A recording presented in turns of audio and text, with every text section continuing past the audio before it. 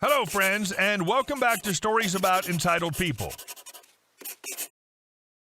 Let's start our video with a story about a horrible customer who always made the employee wait, but when he had to wait, he got hysterical. Well, one of those hysterics ended up sadly for him. But before we begin, don't forget to subscribe to our channel if you're new here and turn on notifications so you don't miss a new video every single day. Here we go. This guy couldn't be patient and got arrested. Very minor backstory. I work in a small family-owned general goods-esque store that, despite being a tiny establishment, offers a delivery service for orders in a certain range. I live in a small town that's several miles away from anything of note, in England. Story. This guy, who sounds at least in mid-50s, calls our shop roughly a week ago to get a few things from our store for home delivery. Keep in mind, this guy lives at least a 45-minute round trip from our store, which is usually okay when people make large orders. This guy would repeatedly make tiny orders in the range of 15 to 20 pounds, making it not much worth our time or money to make the journey for this ungrateful butt hat. Given the circumstances of both this guy living very far away and making tiny orders, we would always file his orders at very low priority, meaning he'd have to wait the longest for his delivery since there were always closer and larger orders to fulfill. Whenever I quoted him the time it would take for his order to get to him, you best damn well believe that if this order took more than 3 minutes than the time I quoted, I'd receive a snotty follow-up call asking where his stuff was. This got annoying, but was overall tolerable until he started messing with our delivery drivers when they were unfortunate enough to be given his order. He would pull stupid crap, like taking ages to answer his door when my driver arrived. I'm talking like 15 to 20 minutes he'd have them waiting. Then he started acting like he couldn't afford to pay my driver when his order finally did arrive. Keep in mind, this fool lived on some 5-acre gated property that overlooked a lake in his back garden, so he could absolutely afford to pay our drivers. I kept telling my boss about this, but for the longest while, he stuck by business is business until he assaulted one of the drivers after he arrived about 35 minutes later after he got a flat tire driving down all the stupid gravel roads that led to his property. After this transpired, the customer had the audacity to call our store to complain about the lateness of the driver and that the driver had called him a manner of swear words after he was physically assaulted. He punched my driver in the head and torso a few times. So not only did this customer get barred and blacklisted from our shop, but he also found himself with a criminal record, all because he couldn't be patient enough to wait half an hour. When I read stories like this, I always have the same question. What's wrong with these people? It's not as if they're awaiting delivery of a life-saving kidney. And our second story. Cops try to force me to do a refund. The store I worked for had a strict 30-day refund policy on most items. If it wasn't part of the 30-day return policy, it was because you only had 7 days. All merchandise must be returned in original state with original packaging. We did have an override, but corporate took it away. There was literally nothing we can do anymore. Once you're past your 30 days, tough luck, regardless of whether you were out of the country, etc. So it's 3:40-ish, and I'm cleaning up the service desk for the next supervisor who comes in at 4 o'clock. I'm ready to go. I was a manager at that time, covering a sick supervisor. That's when a very large, short woman comes in with a TV. When I say TV, I mean only the TV. Not the box it comes in, not a remote, only the TV. The service desk is basically a hollowed-out rectangle. The left is the door to get in, the right is where we keep a computer and chair so we can assist customers with ordering items online. The back is where we keep the computer we use to print out reports, Western Union machine. The front part has 2 special registers for returns. I'm standing on the left one as that's where my till is because the other one isn't turning on. It's broken. It's been broken. She walks over to the right register and throws the TV on there. Not gently at all. Lady, I want to return this. Me. Sure thing, I'll just need the packaging, remote, and receipt to do that. Lady, I ain't got it. She then threw the receipt at me. Lady, give me my refund. It doesn't work. Me, I'm sorry, but without the Lady, like hell you won't. You better give me back my money, you little crap. See, when nice people come in and don't have the original packaging, I'll risk getting in trouble and switch it out for you. I'll send someone to check the floor to make sure we have the item in stock. I'll open the packaging/box and give you the new item, keep the packaging/box, take your defective item, damage it out, and everyone's happy. Customers have a working item, we ship out the item to manufacturer and get another one. But you come in screaming, throwing your receipt around, chances are I'm not going to risk getting in trouble to help you. Me, I'm sorry, our store policy requires you turn in all original packaging with the merchandise. We can't refund you without it. Also, if you look at your receipt, you're past the 30-day return policy. Your TV comes with a manufacturer warranty. I recommend you contact them. She then cussed me out, followed by, Lady, let me speak to your effing manager.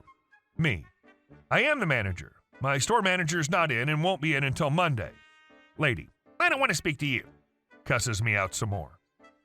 I get on the phone and page another manager over. Now, I don't like this manager. She always disappears when you need her, pretends she couldn't hear the page, or instead calls you at whatever location you're at and tries to handle things through the phone rather than just show up. If you force her to come to where you're at, she's busy and won't get there for 10 to 15 minutes. The rest of us don't do that crap. She calls me, of course, and I explain the situation to her. Manager 2, just tell her that we can't accept. Me, I already told her that. Manager 2, tell her I said that. Me, I already told her you'd just repeat what I said. She wants to speak to you.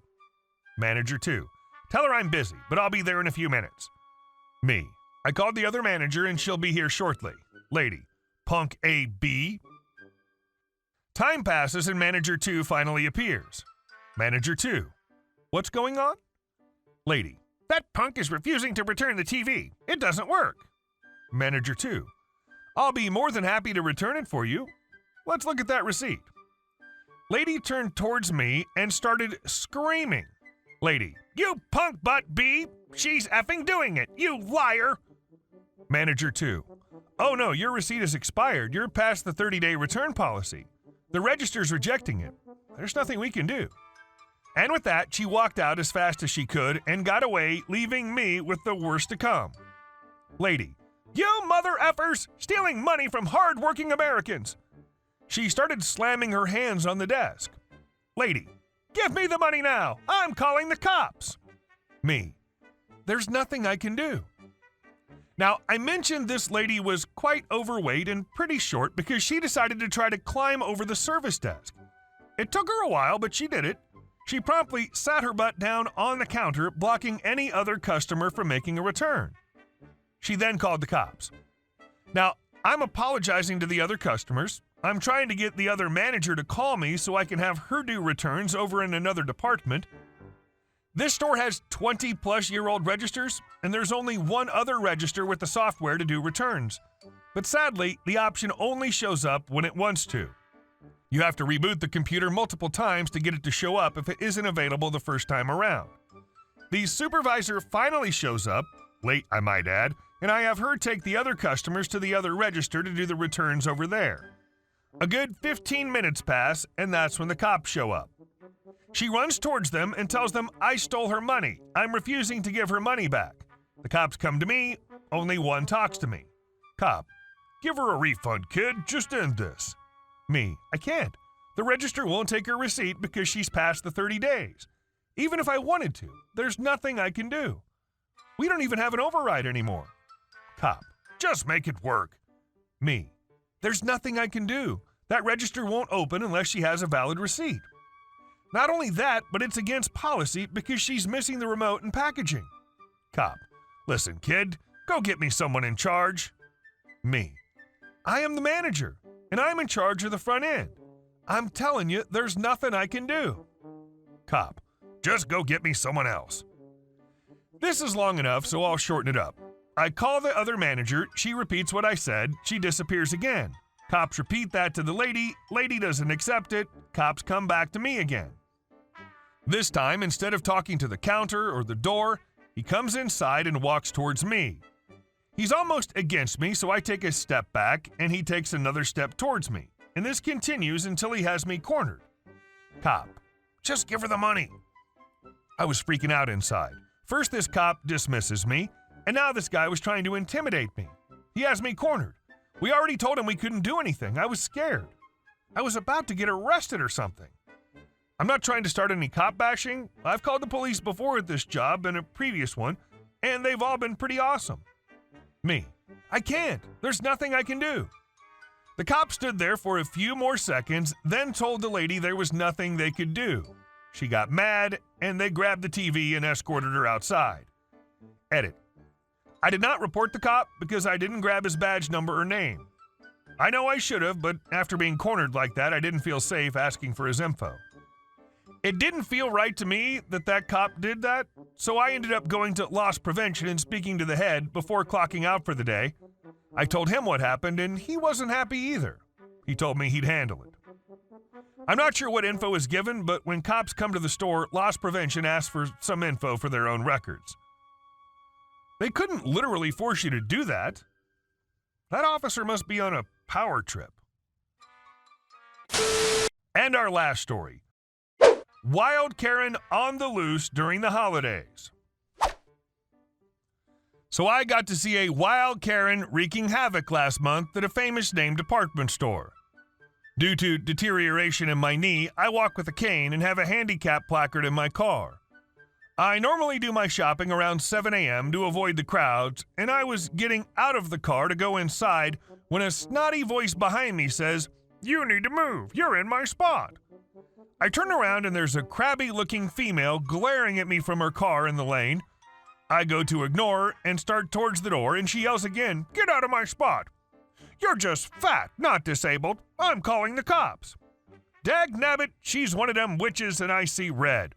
I turned and yelled back at her, "Go ahead. They'll run the placard. It's in my name. They'll run the car tags. They're also in my name. Now, since it's the holiday season, I cordially invite you to F off and kiss it where I can't." At this, I leave her screaming at my back and go into the store. The door attendant asks if I require any assistance with her harassment. I tell her no, it's nothing that a can of Raid and a muzzle couldn't cure. Yeah, there was enough caffeine in me for the morning to start off with an entitled screeching demon to start shiz. Good for you standing up to her. Hey guys, thank you all for watching the video. I'll see you in the next one.